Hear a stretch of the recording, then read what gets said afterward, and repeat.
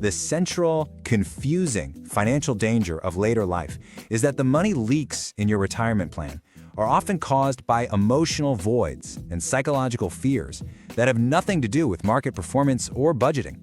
It's this subtle but really powerful force kind of working beneath the surface of our decisions, and it can quietly undo even the most careful financial plans. Now, here's what's so interesting about this. It completely flips the script on traditional financial advice, right? For years, we're told to focus on the numbers, the spreadsheets, the market returns, all that external stuff.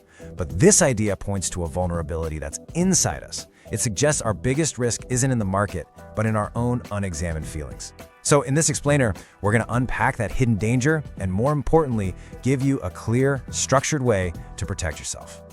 So, here's our roadmap for today. We'll start by really understanding this hidden threat, then we'll get into the why behind emotional spending. From there, we'll introduce a solution driven by purpose and walk you through a 4-step plan to make it happen. And finally, we'll talk about a different kind of wealth and give you a simple challenge to get started. Let's dive in. All right, let's get started. And we're going to go way beyond the usual advice about, just budgeting better. We need to dig deeper to understand the real source of financial pressure, especially when you're on a fixed income. And look, this isn't about blame. It's just about understanding these powerful psychological currents that can pull us off course. This is the absolute key. You can be the best budgeter in the world, a meticulous planner who's thought of everything. But a fixed income is, fixed. It doesn't stretch. So when an unexpected leak springs, it can cause some serious strain. And what we're finding is that the most dangerous leaks aren't from a surprise car repair, they're from our emotions. They're those sudden, impulsive choices, the unplanned trip, the big gift, that feel like they come out of nowhere, but are actually coming from a very deep place.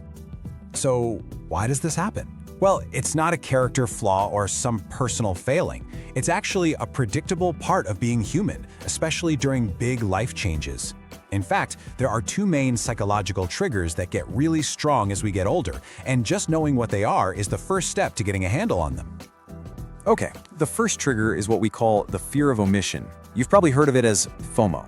As we get older, it's natural to feel this powerful sense that time is, running out. It's this feeling of time scarcity. You see friends traveling, you hear about these amazing experiences, and this little voice inside your head says, it's now or never. That anxiety can push you to make impulsive, expensive decisions, all just to quiet down that fear of missing out. The second trigger is something called role ambiguity. Think about it. For decades, many of us were defined by our work. We were the manager, the engineer, the nurse. That role gave us status, a routine, and a constant stream of validation from the outside world. When that role goes away, like in retirement, it can leave a huge void. You start asking, who am I now? How do I contribute? And that uncomfortable feeling can lead us to spend money just to feel important or in control again. So here's what happens. We have a real, legitimate emotional need, but we try to fix it with a monetary substitute. If you're feeling a loss of relevance, maybe you buy an expensive new gadget or a car to signal status. If you're craving connection with family, maybe that comes out as lavish gifts that are way outside your budget. That fear of omission, that can easily turn into an impulsive trip. The problem is, the good feeling from the purchase is temporary, but the dent in your finances, that's permanent. So the crucial point is this. The spending itself isn't really the problem. It's a symptom. It's a flashing light on your dashboard telling you that a deeper emotional need isn't being met. And trying to fix this by just budgeting harder, that's like trying to fix a leaky pipe by just mopping the floor. You're dealing with the mess, but you haven't stopped the leak at the source. Okay, so we've diagnosed the problem. Now, let's talk about the solution. And it's not just some vague advice to be more mindful.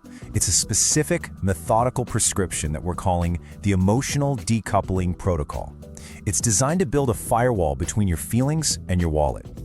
And here it is, the core idea of this entire explainer. Spending is a substitute for purpose. When we're not sure about our purpose, that feeling of contributing, of meaning, of being valued for who we are, we often try to fill that emptiness with consumption.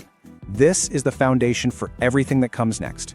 Because if we can find a real sense of purpose, that urge to spend emotionally just starts to fade away.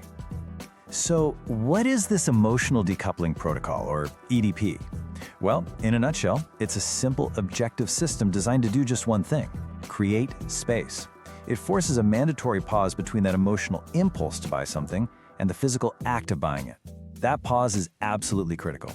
It lets that initial emotional rush wear off and gives your rational brain, the part that knows your budget, time to catch up and have its say.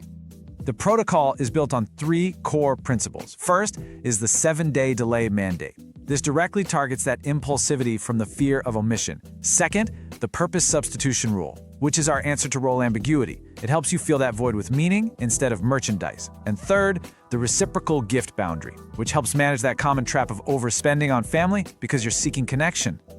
So, how do we actually put this into practice? Let's walk through the exact steps to apply this in your daily life in a way that feels empowering, not restrictive. This is where we turn the idea into action. Here is your 4-step action plan.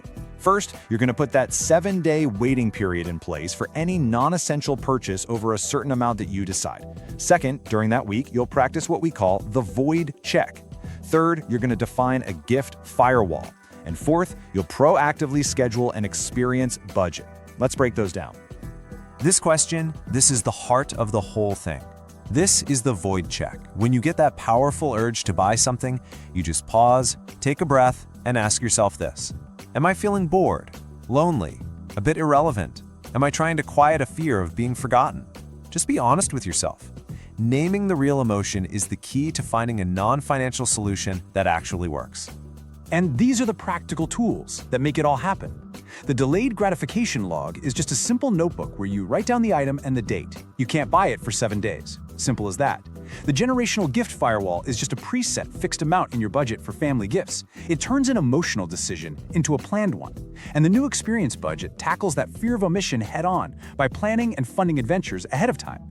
You get to control the story instead of just reacting to anxiety. You know, this whole approach isn't just about protecting your bank account. It's really about redefining what wealth and security even mean. It's about playing the long game for your own peace of mind and true fulfillment, building a life that's rich in experiences and relationships, not just assets. This quote just nails it, doesn't it? For so many years, maybe wealth was tied to a job title or the number in your bank account. But in this chapter of life, that deep feeling of value and security, that true affirmation, it doesn't come from what you can buy. It comes from what you can give, your wisdom, your time, your passion. It comes from having a purpose. I really want you to see this protocol not as a chore or a restriction, but as a profound act of self-care. Learning to manage your emotional relationship with money is probably the final and most valuable skill to master for a genuinely stress-free retirement. It's what ensures that the resources you worked so hard for are used to create real, lasting happiness, not just to put a temporary bandage on an emotional wound. Okay, we have covered a lot of ground, so let's bring it all home with one clear, simple first step. A gentle challenge for just your first 7 days. This is how we make it real. 7. That's the number. Just 7 days, that's all we're talking about to get started. This isn't about changing your entire life overnight.